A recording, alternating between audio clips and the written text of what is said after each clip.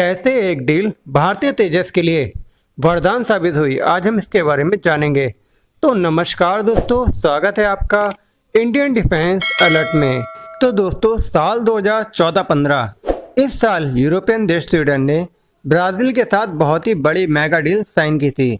और दोस्तों, ये डील कितनी बड़ी थी इसका अंदाज़ा पैसों से लगा सकते हैं।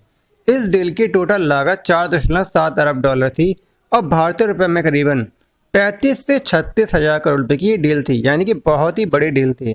तो इतने पैसे में ब्राज़ील आखिरकार क्या खरीद रहा था?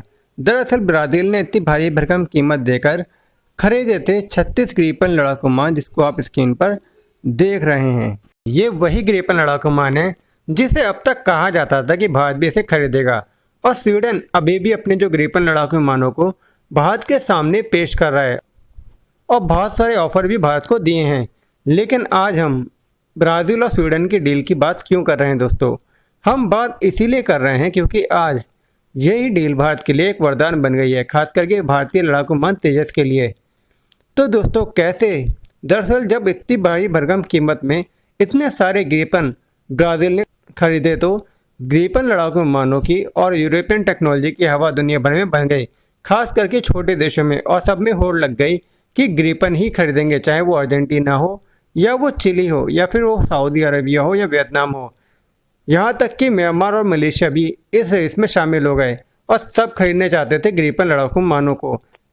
लेकिन फिर हुआ क्या कि पिछले 6 साल हो चुके हैं इस डील को हुए हुए ब्राज़ील के साथ, लेकिन आज तक सिर्फ एक लड़ाकू विमान की डिलीवरी की गई है ब्राज़ील को, यानी कि 36 में से सिर्फ एक, वो भी 6 सालों में। और जो कीमत इस लड़ाकू विमान की है वो $80 मिलियन है, यानी कि बहुत ही ज़्यादा कीमत है। और दोस्तों, $90 मिलियन में F-35 स्टेल्थ लड़ाकू विमान मिल जाता है और $80 मिलियन में राफेल भी मिल जाता है, जो कि इससे कहीं ज़्यादा शक्तिशाली और डबल इंजन के साथ आता है। तो ऐसे में जो डील ग्रिपेन के लिए वरदान साबित हुई थी वो आज के समय उसके लिए डिजास्टर साबित हो चुकी है। दुनिया भर के देशों ने अपने यहाँ पर जो लड़ाकू विमान के लिए टेंडर निकाले थे उसमें से ग्रिपेन को बहा कर चुके हैं, और जो देश कभी ग्रिपेन खरीदना चाहते थे वो सभी के सभी इंटरेस्ट शो कर रहे हैं भारतीय तेजस में। आपको मैं उन देशों का नाम बताता हूँ जिन्होंने तेजस को लेकर बहुत हाई इंटरेस्ट दिखाया है। सबसे पहले शुरुआत करते हैं दक्षिण अमेरिकी देश चिली और ब्राज़ील से। इसके अलावा अर्जेंटीना, फिर एशिया में वियतनाम, इंडोनेशिया, मलेशिया, और मलेशिया ने तो तेजस के ट्रायल के लिए इंडिया में टीम भी भेजी है। थाईलैंड भी इस लिस्ट में शामिल है। इसके अलावा यूएई, सऊदी अरब तेजस में बहुत ज़्यादा इंटरेस्टेड हैं, और इसके अलावा कतर भी तेजस में बहुत ही इंटरेस्टेड है।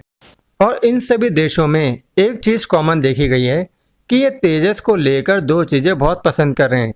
सबसे पहले इसकी कीमत, क्योंकि दुनिया भर में कोरोना की वजह से सारे देशों की अर्थव्यवस्था तबाह हो चुकी है, और ऐसे में $40 मिलियन में तेजस एक ज़बरदस्त लड़ाकू विमान है।